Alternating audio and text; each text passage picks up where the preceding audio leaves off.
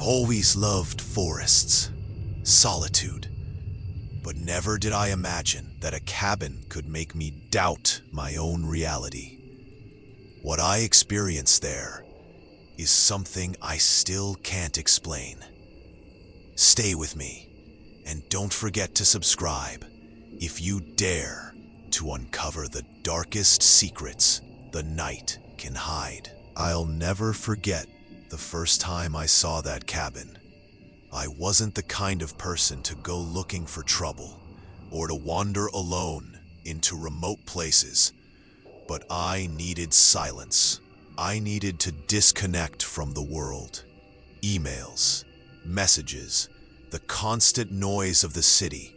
It was all weighing on me. So when I found this cabin for rent on a forgotten trail online, I jumped at the chance.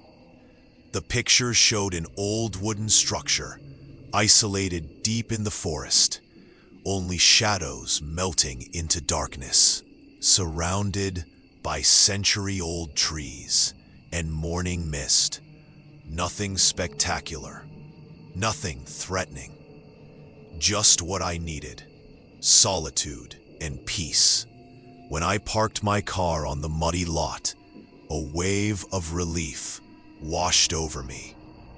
The trail led straight to the cabin, and already I could smell the damp earth, dead leaves, and moss. I breathed deeply, and for the first time in weeks, my mind began to rest. The cabin looked exactly like the photos. Small, a bit crooked, with dusty windows and creaky floorboards. Inside, it smelled of old wood, a mix of stale air and ancient smoke. Nothing dangerous, just old. I spent the first night setting up my sleeping bag in what passed for a living room. The crackling of the stove, even cold, gave me a strange sense of warmth and safety. I fell asleep listening to the wind moving through the branches, thinking this peace was exactly what I had needed. First night, the first signs. Night fell quickly. At one point, I heard a creak outside. My eyes shot open, but I quickly reminded myself, it's normal. Trees move, animals wander, and yet, something felt off. A sharp sound, different from the others, like something tapping against the cabin wall. I got up to check. Nothing. Just the wind. Just shadows of trees dancing on the walls. I told myself to stop overthinking, that my imagination was playing tricks on me. Then came the second sound. Closer this time, just behind the cabin, maybe a few meters away. I froze, unable to move. Fear slipped into my chest, slow, sneaky, suffocating. I whispered to myself, it's nothing, it's nothing. But the silence that followed was almost more terrifying than the noise itself. When I lay back down, I didn't sleep much. Every creak, every sigh of the wind made me jump. I found myself listening. The second night was worse. I started noticing things I couldn't explain.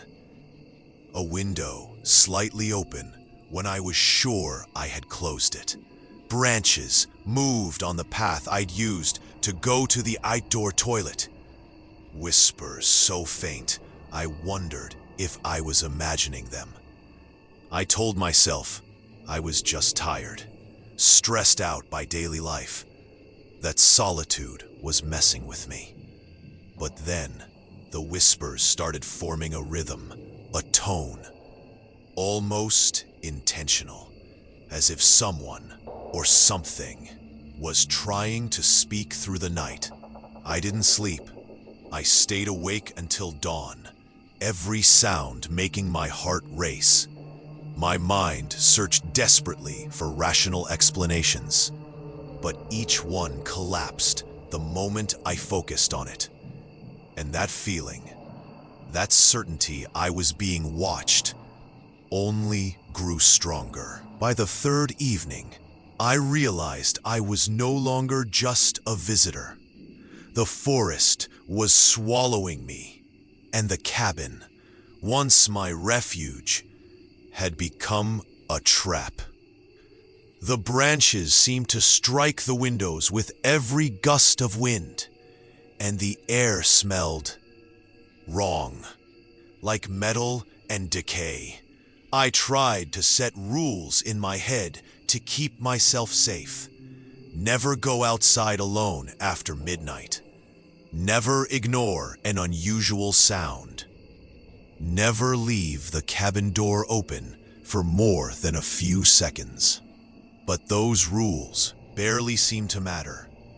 Every time I broke one, even by accident, the danger grew stronger. A creak behind me, a movement in the corner of my vision. Something was following me, but never fully revealing itself.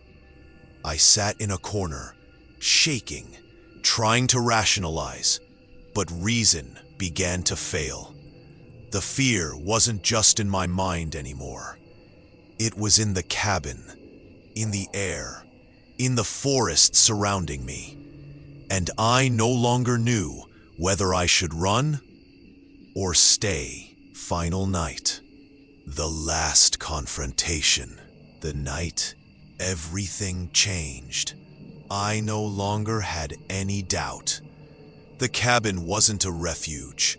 It was alive, and it wouldn't let me leave.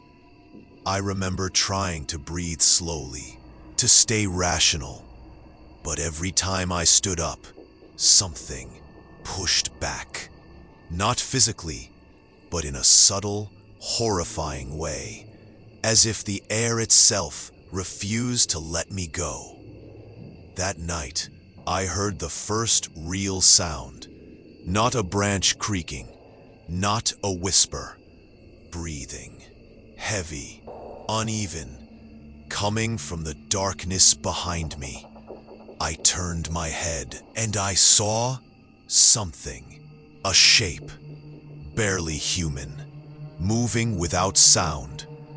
Its outline seemed to float, as if the darkness itself had molded it. I had no more rules. Every survival instinct I'd created meant nothing in front of that presence. And yet, part of me refused to surrender completely to panic.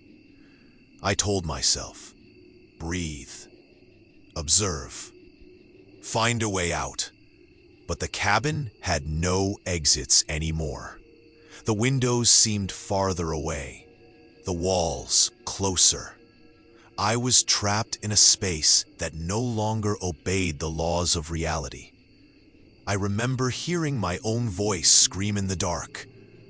Then, a freezing breath against my neck. Then, nothing. The morning after, the cabin was empty, completely silent. No sign of struggle. Nothing to suggest I had ever been there. But the trail still led into the forest, winding, quiet. And at the foot of the door, carved into the fresh mud, was something I still can't explain. Footprints that weren't mine and weren't human. I don't know if I survived that night, or if something else took my place. Every time I think about that cabin, I still feel the chill down my spine. That sense that I'm being watched, somewhere between shadow and light, in a forest that never truly let me go.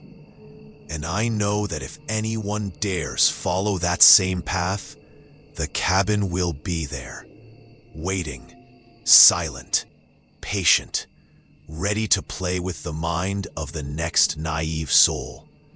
Because some things in the forest never sleep.